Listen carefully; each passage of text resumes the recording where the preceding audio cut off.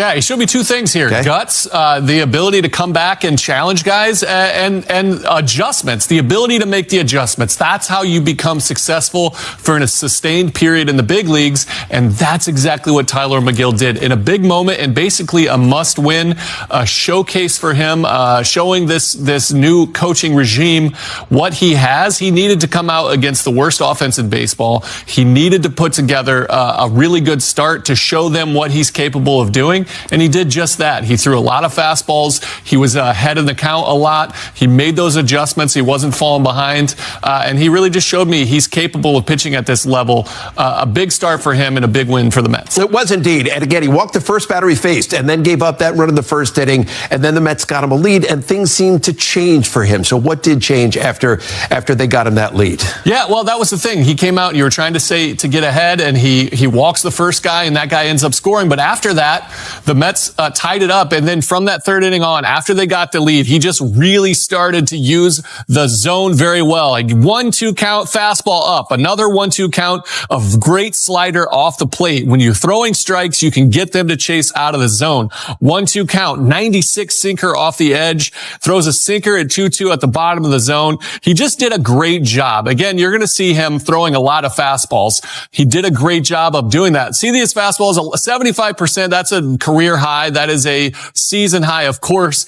In that, though, he threw a lot of sinkers, and that's new for him. That's one of the adjustments that he'd made. He wanted to be able to go deeper into the game. Tonight, it didn't work out that well because he had swing and miss stuff, but the ability to trust something at 2-0, if you do fall behind, to have that sinker in. Ronnie did a great job on the broadcast talking about what throwing your sinker for strikes and being right on the edges of that strike zone. It keeps that right-handers off when it comes in. It keeps them honest. So when you do have to go away, they have to stay upright because you're going to come in on them, and they can't just get the barrel to it because his four-seamer is straight by design. So when you can mix that in, he threw a couple of really nice cutters. Just an overall great outing for him. Much needed for him. Much needed for the Mets to bounce back, and a huge W. So we spoke on the pregame show and spoke about it a couple of days ago because the manager, when speaking about Tyler McGill, said he needs to be aggressive. We know about the repertoire. He's got a lot of pitches, right? But he said he needs to be very reliant on that fastball. And the numbers you showed there certainly back that up. Did you like the fastball tonight? I did. I mean, it wasn't his highest velocity fastball, but it was consistent. And he was getting consistent movement. When you have the proper pitch shape, and we've been saying it all season for every pitcher, when you know what your stuff is going to do, you can put the pitches where you want accordingly. His sinker had really good depth on it. At times, it was massive, but mostly when he wanted it, he could just move it off the barrel. His four-seamer, he was spotting up. He was staying close enough to the zone to where every pitch had a purpose. Even if it missed, it set something up for the next pitch. And when you have to come into the zone, being able to throw something you trust, it makes your slider better. He mixed in some curveballs against some lefties, but he really did a great job establishing that fastball, getting ahead in counts. As you see, 2 for 11. He was 1 for 10 through 5 innings. And then coming into that 6th inning, he gave up another hit, but 1 for 10, 2 for 11. When you are ahead, it allows him to throw those other pitches to make these hitters chase out of the zone. Just a really, really solid start and a good show for him. It was a good night for Tyler McGill as he picks up just his 3rd win of the season, but a successful return to the big leagues as he took Paul Blackburn's spot in the rotation. Blackburn on the injured list. So he gets it done from a pitching standpoint, and J.D. Martinez, the big blow there, that 2-run home run, his 16th of the year in the 3rd inning. A couple of moments ago, he had a chance to visit with Steve Gelbs. No, J.D., first of all, yesterday, Francisco Lindor was talking about how games like today can sometimes be tough, that you got to really make sure you get up for them after an emotional series in Arizona. What did you like about the way that the team came out for this first one today? I think we came out ready. I think McGill came out, pitched a good game, gave us a chance. The bats just, we found ways to get guys on base, and especially that inning with 2 outs, being able to, tack on some runs there with 2 outs and just keeping the pressure on throughout the game. You got a home run tonight. You've had 4 home runs now in your last 10, 8 for 20 during a 5-game hitting streak. Where do you feel you're at offensively right now? I didn't know any of that stuff, but thank you. I don't know. I'm just up there. I'm just trying to hit the ball hard. That's all I can do. After it leaves my bat, I got no control over it. So just going up there, trying to get a good pitch and hit the ball hard. I know you've known Jesse Winker for a little bit. Before the game today, Carlos Mendoza was talking about how he's fit in seamlessly. 3 hits tonight, a big one yesterday. What has he meant to this group since he's come over? It's just, he's a great guy. Got good energy around him. He's funny around the clubhouse and, in the locker room and stuff like that. And, he comes out and he puts some tough at-bats together and, especially against some tough guys. That home run he hit off, Dominguez at home, and then that one last night off Martinez. Those are two dogs, he went up against and barreled some stuff up against them. And that's not easy to do. It just kind of shows you, what kind of talent he has. JD, appreciate the time as always. Yeah, thank you. All right, nice job by the Gelbs there, providing some information that Absolutely. J.D. Martinez did not know. But again, his 16th home run of the year. It's been a bit of a roller coaster for J.D. When he gets hot, he's really hot. Seems to be coming out of it a little bit here. And as he said, just try to hit the ball hard. Are you liking what you're seeing from his at-bats at the moment? Yeah, I am. And we talked about it on the pregame with Francisco Alvarez working the other way. Well, when you get a hanging breaking ball, when you're looking away, you can turn on that. And that's exactly what J.D. Martinez did. He had a good at-bat. This is all with 2 outs, 2-2 count. That sweeper from Cannon, that's actually a very good pitch. He doesn't execute it.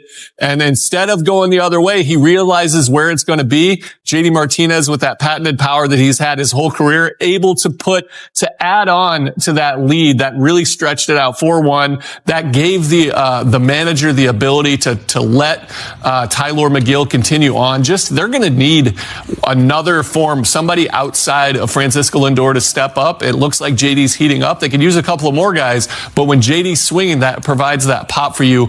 You can drive in runs throughout the lineup. All right, couple of hits in the game, and again, the big blast there by J.D. Martinez. So right now, let's get a National League wild card update as we check in on the Atlanta Braves taking on the Phillies once again down at Citizens Bank Park. Top of the 3rd inning. Orlando Arcia goes down to get it, drives it out of the yard off Ranger Suarez, and the Braves had the lead. It was 1-0. And then the very next batter, Sean Murphy, back-to-back jacks for the Atlanta Braves, and they had the lead. It was 2-0 at that point. Then top of the 6th inning, 4-1. And Arcia is going to do it again. This one goes 421 feet into center field. His second home run of the game, his 15th of the season. The Braves go on to get the win over Philadelphia tonight by a final of 7-2. So let's get check here. Wild card standings in the National League right up to the moment. And the Mets stay even with Atlanta. They lose no ground. They gain no ground. They're 3 games behind the Braves for that final wild card spot. They remain at the moment 5 behind San Diego, and they're 5.5 at the moment behind Arizona. So did the guys talk at all about the fact that McNeil? I didn't hear anything. Yeah, McNeil made the exact same play in 2019. I got to go back and look at him then. What did you think of Megill today? Look, so I thought leadoff walk and then intend to get him. And then we couldn't make a play. He couldn't make a play and kept making pitches when needed. Got out of that bases loaded jam. And then I thought he settled in nicely, gave us 5 1/3. He was able to go back out for the 6th.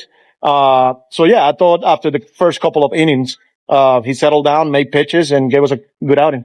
What was kind of the key to him settling down? Do you think there was one pitcher that worked for him? Or? Yeah, no, I think he just throwing strikes, we make some good plays behind him. Lindor, they hit a couple of bullets, one up the middle where Lindor was right there. Then the line drive with, the leaping catch. Yeah, I think he's throwing strikes and staying ahead and getting ahead.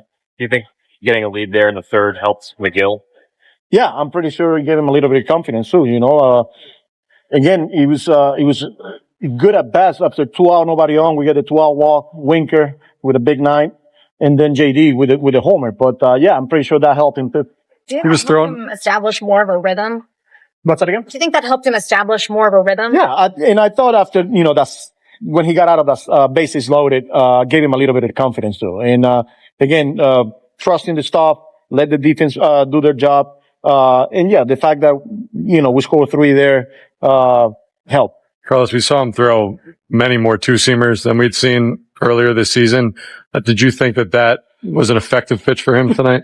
Yeah, it was better. This is something that he's been working on when he went down to AAA, especially to righties, to maybe just get ground balls early in counts or get ground balls when he needs to. But yeah, it's a pitch that he's definitely been working on. He's been better this year, 2nd time through the order versus the 1st time, 3rd time versus the 2nd. Like, what do you make of that as he gets later? I think the rhythm, settle him down, just a little bit of confidence there. Yeah, but he's making progress and he's getting better. He has a 3rd straight day. Is that something we could see? not quite a bit, but when needed here. Yeah, when needed, and if he's available and feeling good, you'll see that. All right, so that is the manager, Carlos Mendoza. The last question asked about Edwin Diaz, who was in there for a third consecutive game. He was solid there in that ninth inning, not a save situation. Took him just 10 pitches to get through it. 9 fastballs, heavily on the fastball again. But what did you make of the decision in a non-save situation for Carlos to go to Edwin there? Yeah, well, the non-save situation came developed during the inning while he was already warming up. So after 2 straight days, getting him hot, they get the run there in the middle of the inning, but I like the pitch or the bringing him in because he was probably down anyway after warming up. He comes in, he looks great. He only threw 1 slider, but it was a very good slider, well located on a swing and miss. And his fastball, his velo was down. I think that's mainly because it was a 5-1 ball game, but it still had that zip. It still was blowing guys away. He was capable of throwing it in, throwing it out. It didn't matter that the velo was there because it looked out of his hand like it was coming in. He looked great. Again, I like the fact that he came in because every game now is a must-win.